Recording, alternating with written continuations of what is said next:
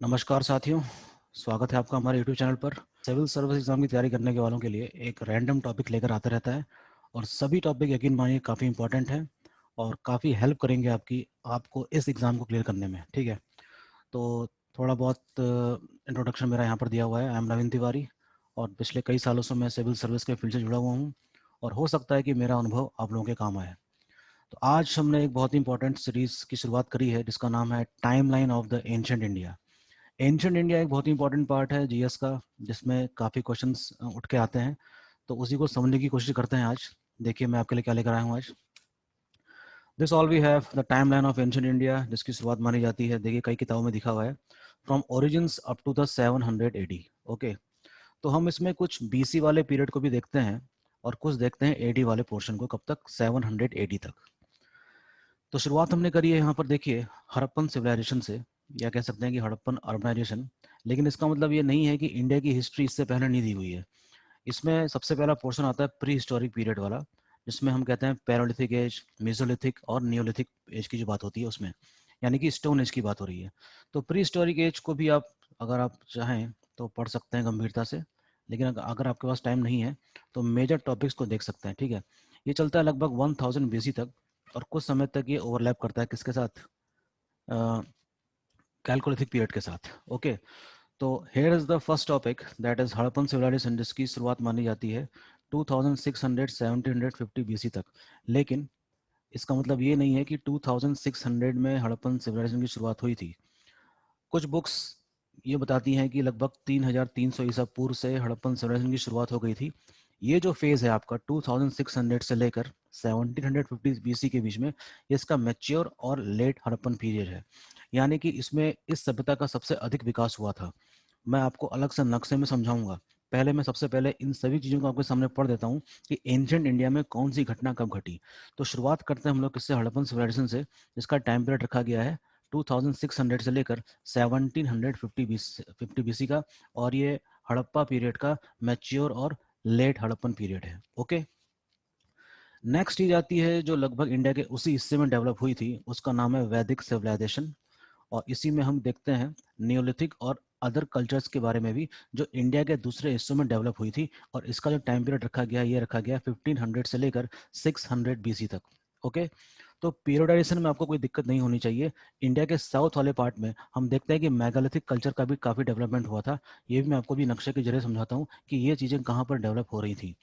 तो दो चीज़ तो क्लियर हो गई हमारी, वो ये कि हड़प्पन सिविलाइजेशन पहली सभ्यता थी, और दूसरा नंबर आता है इसका वैदिक सिविलाइजेशन का, जो चलता है कहाँ से कहाँ तक, 1500 to 600 BC. 6th century BC आते आते हम देखते हैं कि कई सारे महाजनपद का निर्माण हो गया। ऐसे कई सारे छोटे छोटे जनपद थे जो आपस में मिलकर बड़े बड़े जनपदों का निर्माण कर रहे थे, और उसका नाम था क्या, महाजनपद। और इसके बारे में जानकारी कहाँ से मिलती है हमको, बुद्धिज्म और जैन लिटरेचर से। एक का नाम है अंगुतर निकाय और एक का नाम है भगवती सूत्र। ओके, तो 6th सेंचुरी बीसी में काफ़ी इंपॉर्टेंट फिनोमिनास घटित होती हैं इंडियन सब कॉन्टिनेंट में। एक तो है खुद महाजनपदों का उदय, जिसमें सबसे इंपॉर्टेंट कौन सा होता है, मगध। सबसे इंपॉर्टेंट कौन सा माना जाता है, मगध। देखेंगे कि कैसे 16 महाजनपद में सबसे इंपॉर्टेंट मगध क्यों है और किस तरीके से उसका राइज होता है, और उसका राइज होना भी एक बहुत इंपॉर्टेंट फिनोमिना है। Okay, rise of Buddhism is also one of the important phenomena of the ancient time which took place in 6th century BC। इसमें गौतम बुद्ध का आपको काफ़ी चीज़ें डिटेल में पढ़नी पड़ेंगी कि किस प्रकार से उनका ज्ञान था, किस प्रिंसिपल्स पे वो आधारित थे, और किस प्रकार से जो उनका ज्ञान था वो उस समय के समाज को किस तरीके से प्रभावित करता है। It is very important phenomena. और बुद्धिज्म के भी कई सारे शीस्म हुए, कई सारी काउंसिल हुई आने वाले समय में, ये भी आपको पता होना चाहिए। ठीक है, इसी के साथ देखते हैं कि बुद्धिज्म और जैनिज्म एक साथ चलने वाले जो धर्म थे, यानी कि बुद्धिज्म और जैनिज्म के जो जो इम्पोर्टेंट टीचर हैं, सबसे नंबर वन पे तो एक है कौन से, गौतम बुद्ध खुद। और जैनिज्म के हैं महावीर स्वामी। तो महावीर स्वामी और गौतम बुद्ध आपस में कंटेम्प्रेरी थे, और इनका लगभग जो इलाका था वो भी एक सा ही था, अर्थात नॉर्दर्न बिहार और ईस्टर्न यूपी वाला। ओके, 6th सेंचुरी बीसी में, जैसे कि मैंने अभी आपको बताया कि मगध राज का जो उत्कर्ष हुआ है, ये भी एक इंपॉर्टेंट फिनोमिना थी, जो कब तक रहती है, लगभग 323 ईसा पूर्व तक मगध राज एक बहुत ही पावरफुल स्टेट था। इसी में हम देखते हैं कि सिकंदर ने भारत पर आक्रमण किया। Alexander invaded India between 327 to 325। तो अलेक्जेंडर का इन्वेंशन भी एक इम्पॉर्टेंट फिनोमिना है कि किस प्रकार से उसने भारत के नॉर्थ वेस्ट वाले पार्ट में आक्रमण किया और काफ़ी बड़ा एम्पायर क्रिएट कर लिया था अलेक्जेंडर ने, इंडिया में नहीं। यानी कि जहाँ से वो आया था मैसेडोनिया से लेकर पूरे सेंट्रल एशिया होते हुए कैस्पियन सी को पार करते हुए अफगानिस्तान वाला इलाका, ईरान, आज का पाकिस्तान और इंडिया का नॉर्थ वेस्ट वाला पार्ट, तो अलेक्जेंडर का इतना बड़ा एम्पायर क्रिएट हुआ था, ठीक है। तो उसने भी काफ़ी इम्पैक्ट किया होगा किसको, इंडिया के उस समय के समाज और कल्चर को। ये भी बहुत इंपॉर्टेंट फिनोमिना है वैसे। इसके बाद हम देखते हैं कि किस प्रकार से चंद्रगुप्त ने विष्णुगुप्त अर्थात चाणक्य के साथ मिलकर नंद वंश का अंत कर दिया और मौर्य साम्राज्य की स्थापना करी। This took place in 322 BC. और हम देखते हैं कि up to 185 BC Maurya empire produced some of the important rulers of that time. Chandragupta Maurya का नाम सुना होगा आपने, बिंदुसार उनके बेटे थे, और अशोक के बारे में कौन नहीं जानता। Ashoka the great belongs to Mauryan empire. इसमें सबसे बड़ी इंपॉर्टेंट घटना ये थी कि कलिंग वॉर वाली जो अशोक के समय में हुई थी 261 बीसी में कलिंग के विरुद्ध युद्ध किया गया था। और उसके बाद जो अशोक का जो हृदय परिवर्तन हुआ था, उसके बाद उसने धम्म की स्थापना कर दी थी। काफ़ी इंपॉर्टेंट चीज़ें हैं, आपको पढ़नी चाहिए, बिल्कुल भी स्किप नहीं कर सकते हैं इस वाले चैप्टर को। फिर बात करते हैं थर्ड बुद्धिस्ट काउंसिल की, जो होती है कब, 250 बीसी में। याद रखिएगा, थर्ड बुद्धिस्ट काउंसिल पाटलिपुत्र में हुई थी, अशोक ने करवाई थी, लेकिन उससे पहले 2 बुद्धिस्ट काउंसिल और हो चुकी हैं जो इसी बीच में आपको पढ़नी पड़ेंगी, ठीक है। तो सबसे पहले हड़प्पा सिविलाइजेशन, उसके बाद हमने वैदिक सिविलाइजेशन देखा जिसके 2 पार्ट हैं, ऋग वैदिक पीरियड और पोस्ट वैदिक पीरियड। 16 महाजनपद का उदय, नंबर 3 अलेक्जेंडर का इन्वेजन, द फर्स्ट एम्पायर नाम दिया है किसमें, हम किसको, हमने मॉडर्न एम्पायर को। और उसी में चंद्रगुप्त मौर्य, बिंदुसार, अशोक, ये इंपॉर्टेंट रूलर्स हैं। लेकिन जो उसका लास्ट रूलर है वो कौन सा था, वो था आपका, जिसकी हत्या किसने करी थी, पुष्यमित्र शुंग ने, यानी कि बृहद्रथ की, और शुंग वंश की स्थापना की थी। Okay, in the next slide हम देखते हैं क्या है। तो देखिए, Maurya empire came to an end in 185 BC. और उसके बाद देखते हैं हम कि इंडिया का जो नॉर्थ वेस्ट वाला पार्ट है ये एक प्रकार से खुला हुआ है किसके लिए, विदेशी आक्रमणकारियों के लिए। तो इंडिया का जो ये वाला पार्ट है, वेस्ट वाला और ईस्ट वाला और साउथ वाला पार्ट है, इसके 2 पार्ट हो जाते हैं इंडिया के। एक तो होता है वेस्टर्न एम्पायर में और दूसरा होता है ईस्ट वाले में। तो वेस्ट वाला जो पार्ट है इसमें हम देखते हैं कि कई सारे विदेशी आक्रमणकारियों ने आक्रमण किए, जिसमें सबसे पहले कौन आए थे, इंडो ग्रीक, नंबर 2 पे आते हैं शाकास, पार्थियन जिसको पहलव भी कहते हैं, और लास्ट में कौन से आए थे, कुषाण। सो among all these foreign invaders सबसे ज्यादा इलाके में सबसे बड़ा इलाका किसका था, कह सकते हैं साम्राज्य किसका था, कुषाण का था, जिसके सबसे इंपॉर्टेंट राजा हैं कौन, खुद कनिष्क। और कनिष्क ने किसकी स्थापना करी थी, शक संवत की। इसी दौरान जब पोस्ट मॉडर्न पीरियड की हम बात करते हैं तो इंडिया का जो ये वाला हिस्सा है इसमें इंडियन डायनेस्टीज के बारे में आप जानेंगे, जिसका नाम है सुंग, जो कि एक ब्राह्मण वंश था। उसके बाद नंबर आता है कण्व का, और साउथ इंडिया में शासन हो रहा होता है किसका, सातवाहनों का। तो सातवाहन को मान सकते हैं were the immediate successor of Mauryas in the south India. It is very important phenomena. और सातवाहन ने भी कई सारे इंपॉर्टेंट रूलर्स प्रोड्यूस किए, जिसमें सबसे इंपॉर्टेंट नाम आता है किसका, गौतमी पुत्र सतकर्णी का। ओके, तो पोस्ट मॉडर्न पीरियड में इंडिया में कोई एक राजा नहीं है, कई सारे राजा हैं। ईस्ट में अलग है, वेस्ट में अलग है, और साउथ में क्या है, अलग है, ठीक है। Brihadrath was slain by Pushyamitra Sung, and in this way, Maurya dynasty came to an end. Sorry, Maurya empire came to an end, and Sung empire came to an existence.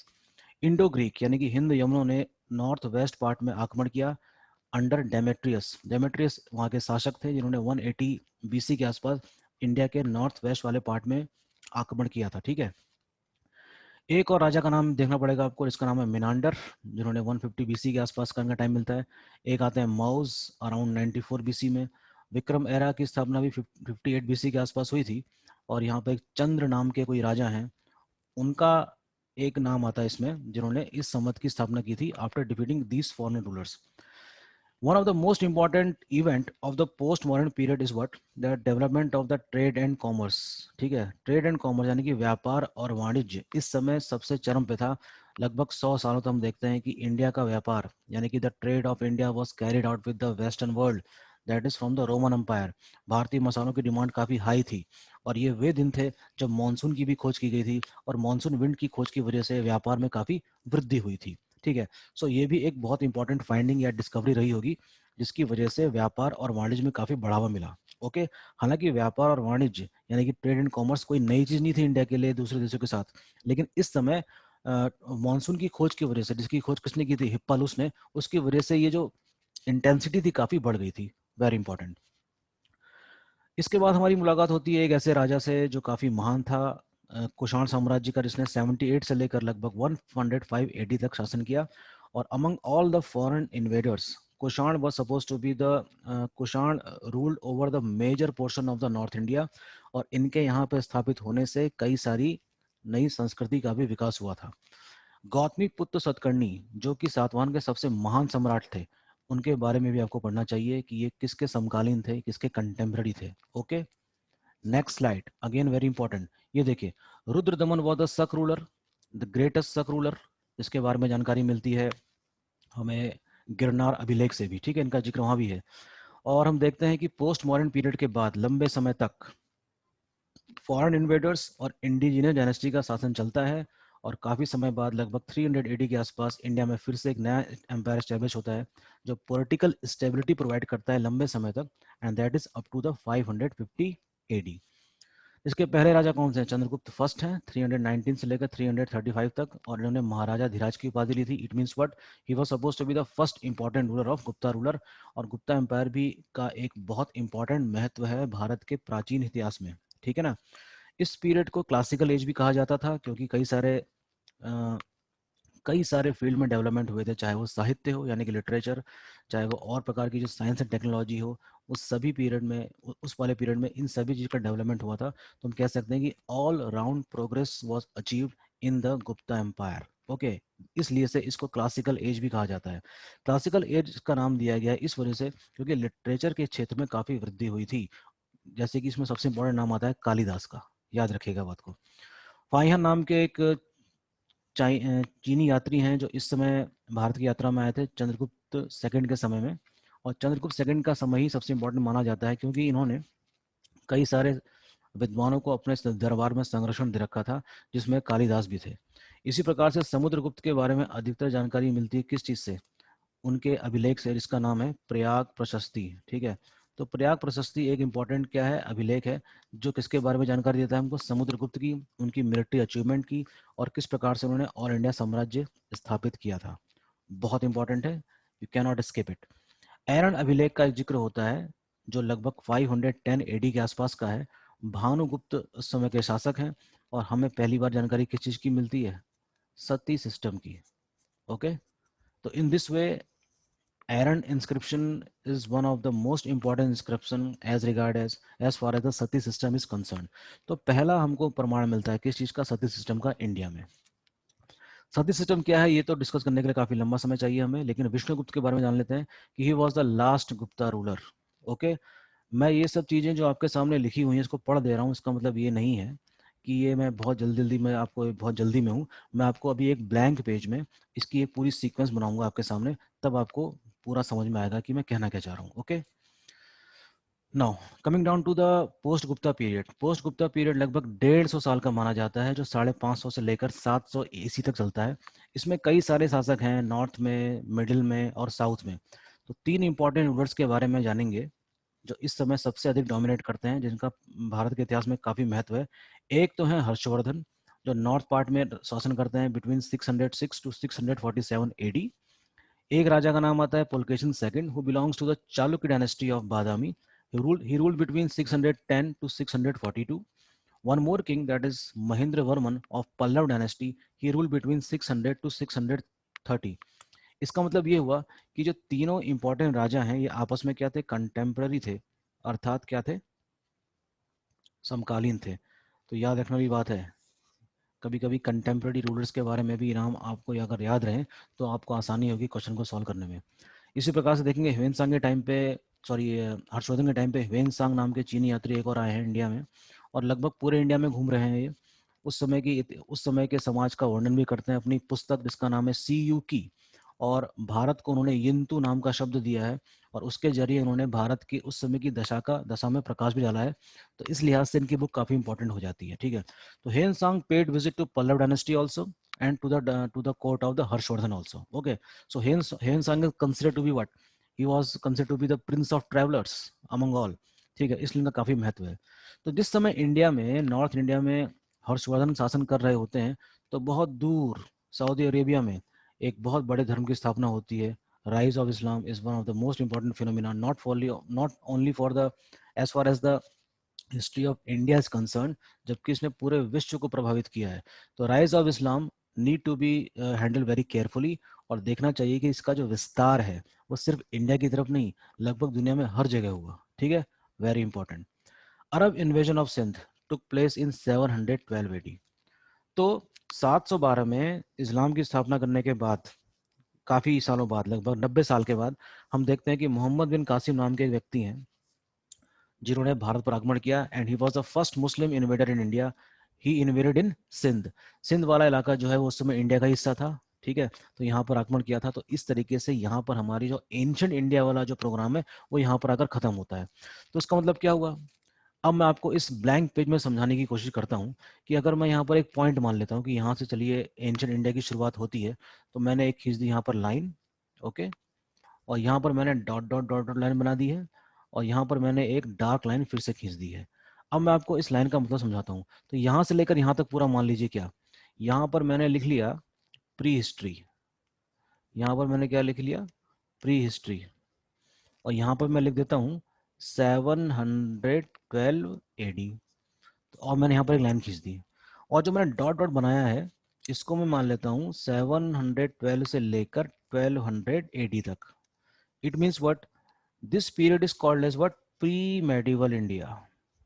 इसका मतलब क्या हुआ कि this is pre medieval India, यानी कि पूर्व मध्यकालीन भारत है। तो मैंने डॉट डॉट क्यों बनाया? मैंने डॉट डॉट इसलिए बनाया है क्योंकि ये एक ट्रांजिशन फेज है। क्योंकि हम ये कह नहीं सकते कि एंशियंट पीरियड किस पॉइंट में आकर खत्म होता है और मेडिवल पीरियड किस पॉइंट में जाकर शुरू होता है। इट इज वेरी इंपॉर्टेंट कि मेडिवल पीरियड की शुरुआत किस पॉइंट से मानी जाए और एंशियंट पीरियड को हम कहाँ पर किस बिंदु पर लाकर खत्म करें। तो इसका मतलब ये हुआ कि कुछ ना कुछ ऐसी चीज होती है, ऐसा फेज होता होगा हिस्ट्री में जिसको हम एज ऑफ ट्रांजिशन कहते हैं, अर्थात संक्रमण का काल। तो जो प्री मेडिवल इंडिया वाला पार्ट है उसको मैं क्या कह सकता हूँ? क्या मैं उसको संक्रमण का काल कह दूं? क्या ये कहना ठीक होगा? बिल्कुल सही होगा। संक्रमण के काल में हम देखते हैं कि इंडिया में कई सारे राजाओं का हमको उल्लेख मिलता है, चाहे वो राजपूत पीरियड हो, चाहे वो अरबियों का भारत में आक्रमण हो, चाहे महमूद गजनबी के आक्रमण हो, चाहे मोहम्मद गौरी के, साउथ इंडिया में Cholas empire, Rashtrakuta empire, Pallava, Chalukya, so many of them. और उत्तर भारत में पालाज रूलर, गोपाल, धर्मपाल, ये सब चीजें जो रूल कर रहे थे। कन्नौज के बारे में हमको पढ़ने को मिलेगा यहाँ पे। ठीक है, तो हम देखते हैं कि एक ऐसा पॉइंट आता है जिसको हम कहते हैं 1206। तो यहाँ पर हम कह सकते हैं कि प्योरली हम कहाँ पहुंच जाते हैं? मेडिवल इंडिया में। तो हम कह सकते हैं कि 1206 के बाद प्योरली इंडिया का कौन सा भाग शुरू हो जाता है? मध्यकालीन भारत। और एक कब तक चलता रहा होगा? 1707 तक। इसके दो पार्ट हैं, एक है दिल्ली सल्तनत और एक है क्या? मुगल एम्पायर। फिलहाल हमारा जो आज का जो डिस्कशन है वो है एंशिएंट इंडिया। तो देखते हैं कि एंशिएंट इंडिया में मैंने लाइन खींची है, इसको आप मेन स्ट्रीम मान लीजिए। ठीक है, मेन स्ट्रीम का मतलब ये है कि हम मुख्य धारा के इतिहास को पढ़ेंगे। कहने का मतलब मेरा ये है कि हिस्ट्री हमेशा हॉरिजॉन्टली आगे बढ़ती है। हमेशा कैसे बढ़ती है? हॉरिजॉन्टली आगे बढ़ती है, पीछे नहीं बढ़ती कभी भी। तो अगर मैं एक लाइन खींचता हूँ यहाँ से, तो इसका मतलब ये भी हुआ कि कोई एक धारा यहाँ से निकल सकती है जो कल्चरल डेवलपमेंट के बारे में बता रही हो। एक धारा यहाँ से निकल सकती है जो आर्ट एंड आर्किटेक्चर के बारे में बता रही हो, जिसका संबंध किसी न किसी एम्पायर से हो। ठीक है, तो देखिए यहाँ पर मैं मान लेता हूँ प्री हिस्टोरिक पीरियड, जो लगभग 2.5 लाख साल से पहले से का माना जाता है। इस पॉइंट को मान लेते हैं। यहाँ पे हम मान लेते हैं क्या? Indus valley civilization. और मैं आपको छोटा सा नक्शा बना के समझाता हूँ कि इंडस वैली सिविलाइजेशन का डेवलपमेंट इंडिया के किस हिस्से में हुआ था। तो वो इस हिस्से में हुआ था। ठीक है, नॉर्थ वेस्ट वाले पार्ट में। और कब तक डेवलप हुआ? आपको सबसे पहले डेट लिखी गई है 2600 से लेकर 1750 BC तक। यहाँ पर इस सभ्यता का विकास हुआ जो लंबे समय तक बनी रही, और एक दिन इसका अंत भी हुआ। ठीक है, इंडस वैली सिविलाइजेशन के तुरंत तुरंत बाद तो नहीं, लगभग 150 साल का अंतराल हमको मिलता है। और यहाँ पर शुरू होती है क्या? वैदिक सिविलाइजेशन। मजे की बात इसमें यह है कि वैदिक सिविलाइजेशन जो है ये भी क्या है? वैदिक सभ्यता जो है ये भी इंडिया के उस वाले हिस्से में ही डेवलप हुई थी जहां पर इंडस वैली सिविलाइजेशन का विकास हुआ था, अर्थात इस वाले हिस्से में। फिलहाल इस वाले इलाके को क्या कहा गया है? सप्त सैंधव प्रदेश। यहीं पर आकर आर्य लोग बसे थे। ठीक है, तो वैदिक पीरियड का जो टाइम पीरियड है वो है 1500 से लेकर 600 BC। लेकिन इसके दो पार्ट हैं, एक है ऋग्वैदिक पीरियड जो 1500 से लेकर 1000 BC तक चलता है, और एक है पोस्ट वैदिक पीरियड जो चलता है कब से 1000 से लेकर 600 BC तक। ठीक है, 600 BC तक ये पीरियड चलता है, और इस समय इनका विस्तार कहाँ पर हो जाता है, towards almost whole of the north India. So don't you think that this is one of the most important phenomena which took place between 1500 up to 600 BC? क्योंकि ये सिर्फ सभ्यताएं सिर्फ पढ़ने के लिए नहीं है, इस समय ऐसी संस्थाओं की स्थापना हुई थी जो आज तक चल रही है, अर्थात जैसे कि वर्ण व्यवस्था आज तक कायम है, अर्बन सिविलाइजेशन काफी हद तक हमें सीखने को मिलता है, इंडस वैली सिविलाइजेशन से आज तक कायम है। ठीक है, तो इसलिए हम कह सकते हैं कि हम किसी प्रकार से इन सभ्यताओं के ऋणी हैं, और हमारा जो हिंदू समाज है, ठीक है, अगर हम वैदिक सभ्यता की बात करें तो काफी हद तक उन्हीं संस्थाओं को आगे बढ़ा रहा है जो उस समय कभी स्थापित हो चुकी थी। ठीक है ना, don't you think it is very important? Yes, it is very important.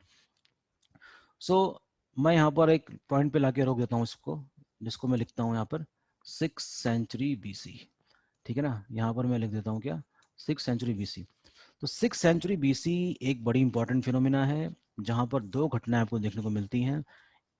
Political की अगर हम बात करें, then we are talking about what, Mahajanapada period. और अगर धार्मिक उसकी बात करें, then we should talk about what, Buddhism and Jainism. So Buddhism and Jainism is one of the most important phenomena which took place in the 6th century BC। बहुत ज़्यादा detail में हम लोग इस समय नहीं जा सकते क्योंकि हमारे पास इतना समय नहीं है, क्योंकि ये सिर्फ टाइमलाइन ही है। बुद्धिज्म और जैनिज्म के जो संदेश थे उस समय के समाज को उन्होंने बहुत अधिक प्रभावित किया। ओके, ये आपको पढ़ना पड़ेगा डिटेल में, ऐसे समझ में नहीं आएगा ये। दूसरी बात, 6th century BC से लेकर up to 4th century BC we have a period of what, sutra period. Sutra period, और इसकी जानकारी हमको मिलती है किस चीज़ से, ग्रह सूत्र से। और यहाँ पर काफ़ी चेंजेस देखने को मिलते हैं हमारे समाज में, समाज काफ़ी जटिल हो गया था। और एक शब्द आता है जिसको हम कहते हैं द्विज। द्विज is the most important term, जिसका मतलब होता है ट्वाइस बॉर्न, अर्थात जिसका दोबारा जन्म होगा। तो दोबारा जन्म होगा किसका, जो जिसका जनेऊ संस्कार होता है। ये इस समय की स्थिति को दिखा रहा है कि शूद्रों की स्थिति कुछ ठीक ठाक नहीं थी। ओके, नाउ अगेन सूत्र पीरियड के बाद हम देखते हैं कि किस प्रकार से मगध का राइज होता है। वो भी बहुत इंपॉर्टेंट फिनोमिना है जिसको आप बिल्कुल भी नजरअंदाज नहीं कर सकते। तो मगध एम्पायर का उदय, जो कि लगभग 544 BC से लेकर कब तक चलता है, 323 BC तक। And this Magadha dynasty produce various, Magadha empire produce various dynasties, जैसे कि उसमें हर्यक वंश है, शिशुनाग वंश है, नंद वंश है। ये नंद वंश सबसे लास्ट वाला वंश था। और उसी समय की बात है कि किस तरीके से चाणक्य को अपमानित करके बाहर निकाल दिया गया था, और चाणक्य ने फिर चंद्रगुप्त मौर्य की सहायता से मौर्य साम्राज्य की स्थापना की थी। ठीक है, so we have Alexander invasion, जैसे कि मैंने अभी आपको थोड़ी देर पहले बताया था। तो अलेक्जेंडर इन्वेजन ने भी काफी लॉन्ग लास्टिंग इम्पैक्ट रहा उस समय के भारतीय समाज में, पढ़ना पड़ेगा आपको। Maurya empire is suppose to be one of the most important empire, इसको हम फर्स्ट एम्पायर कहते हैं। ठीक है, जो कब तक रहा, 185 BC तक। इसके बाद हम देखते हैं कि पोस्ट मॉडर्न पीरियड आता है। So we have lots of events which took place in the ancient India. और जो मेजर टॉपिक्स हैं उनको आप जरूर पढ़िएगा। मैं टिक मार देता हूँ कि आपको कौन कौन से टॉपिक में अधिक ध्यान देने की जरूरत है। ठीक है, तो देखिए, हड़प्पन सिविलाइजेशन आपको पढ़ना ही पड़ेगा, वैदिक सिविलाइजेशन की समझ आपको डेवलप करनी ही पड़ेगी। भले ही आप मेगालिथ कल्चर अगर छोड़ सकते हैं, अगर आपके पास समय की कमी है, तो कम से कम वैदिक सिविलाइजेशन वाला पार्ट तो आप लोग पढ़ ही लीजिएगा हर हाल में। इसी तरीके से 16 महाजनपद में कम से कम आप ये कर सकते हैं कि जितने भी महाजनपद थे उनकी राजधानियां, यानी कि उनकी कैपिटल क्या थी और उनके राजा के नाम क्या थे, इतना तो आपको याद रखना ही पड़ेगा। फिर मगध तो आपको पढ़ना ही पड़ेगा। खैर, बुद्धिज्म के प्रिंसिपल्स और जैनिज्म के प्रिंसिपल से एक एक क्वेश्चन जरूर आता है। You can not ignore this portion, जिसके लिए मैं सलाह बिल्कुल भी नहीं दे सकता है किसी को छोड़ सकते हैं। अलेक्जेंडर इन्वेजन छोड़ सकते हैं अगर आपको लगता है कि टाइम वेस्ट है, कोई दिक्कत नहीं है। मौर्य एम्पायर के बारे में कुछ भी अगर पढ़ें तो बिल्कुल भी अशोक के बारे में बिल्कुल भी ना छोड़ें। इसके धम्म, इसके edict, you have to go through it. और कलिंग वॉर, ये सब आपको चीजें पढ़नी पड़ेंगी। ये एक लाइन में एक बार में आपको समझ में आ जाएगा कि ये कहना क्या चाह रहा है। थर्ड बुद्धिस्ट काउंसिल कहाँ हुई थी, इसके अलावा तीन बुद्धिस्ट काउंसिल और सी हैं, और हैं पहली, दूसरी और चौथी। ठीक है, तो ये सारे इंपॉर्टेंट टर्म्स और इंपॉर्टेंट डायनेस्टीज हैं जिनके बारे में कम से कम एक रीडिंग तो आपको करनी ही पड़ेगी। और 2 बार रिवीजन करने के बाद कम से कम आपकी जो समझ है हिस्ट्री की, एंशिएंट इंडिया की, वो आपको समझ में आनी शुरू हो जाएगी। ठीक है, तो इस पैटर्न पे पढ़ाई करिए, भले ही कोई सी किताब उठाइए, चाहे वो एनसीईआरटी की हो, चाहे वो 11th 12th वाली एनसीईआरटी हो, पुरानी वाली जो ओरिएंट ब्लैंक सॉल्व करके बिकती है अब, या आपकी कोई भी अपनी बुक हो सकती है, रोमना थापर की हो सकती है, डीएन झा की हो सकती है, so many books are there. लेकिन जब भी पढ़ें तो इस सीक्वेंस को ध्यान में रखें। This sequence will help you out कि कौन सी घटना कब हुई थी, ठीक है। तो बस आज के टॉपिक को यहीं पर समाप्त करते हैं। उम्मीद करता हूँ कि आपको ये चीज़ें समझ में आएगी। थोड़ा जल्दी जल्दी हो रहा है ये, लेकिन फिर भी आप इस तरीके से समझ सकते हैं कि कैसे इतिहास एक ही दिशा में बहता है, लेकिन उसकी कई सारी शाखाएं बन जाती हैं, ठीक है ना। तो ये जो मैं आपको अलग से जो शाखाएं बना रहा हूँ, ये बता रहा हूँ कि जैसे मान लीजिए कि इसको मैंने पूरा मौर्य एम्पायर मान लिया मैंने। तो मौर्य एम्पायर के समय में कल्चरल एक्टिविटीज़ क्या थी, आर्ट और कल्चर, आर्ट और आर्किटेक्चर में क्या डेवलपमेंट हुआ था, ठीक है, अशोक के अभिलेख कैसे थे। तो इस पूरे चीज़ को समेटे हुए है ये, ठीक है ना। तो इतिहास को आपको थोड़ा सा ये समझना पड़ेगा कि वो सिर्फ राजाओं की कहानी या सिर्फ युद्धों का उल्लेख नहीं है। इतिहास में यानी कि हिस्ट्री में समाज का भी इतिहास होता है। किसका इतिहास होता है? समाज का। क्योंकि लिखा तो इतिहास जाता है राजाओं का, लेकिन समाज का भी अपना इतिहास है। तो ये यूपीएससी उस चीज में ज्यादा फोकस करने के लिए कहती है आपसे कि उस समय की कल्चरल एक्टिविटीज, उस समय की सामाजिक स्थिति पे ज्यादा फोकस करवाती है आपसे। इसलिए हिस्ट्री थोड़ा सा टिपिकल या थोड़ा सा कॉम्प्लेक्स नजर आता है। अगर खाली राजाओं के बारे में पढ़ना है तब तो सबसे आसान काम है हिस्ट्री को पढ़ना। लेकिन अगर हम उसके कल्चरल एस्पेक्ट को देखें तो थोड़ी सी इसको टिपिकलनेस उसमें शुरू हो जाती है। और कई अच्छी अच्छी किताबें हैं जिसने इस प्रकार की अप्रोच को पकड़ने का प्रयास किया है, जिसमें सतीश चंद्र मेडल इंडिया के लिए और प्राचीन भारत के लिए RS शर्मा की बुक मैं आपको रेफर कर देता हूँ, यहाँ पर लिख लेता हूँ। RS शर्मा की किताब आप जरूर पढ़िए, या एक किताब और रेफर कर सकते हैं, DN Jha. Both are books are very important और आपकी हिस्ट्री की समझ को बहुत तेजी से डेवलप करेगी, ठीक है, कम समय में कर सकती है। Okay, so have a nice day, please watch this और पूरा वीडियो देखिए इसको, तभी आपको बात समझ में आ पाएगी कि हम कहना क्या चाह रहे हैं। Okay, all the best, take care.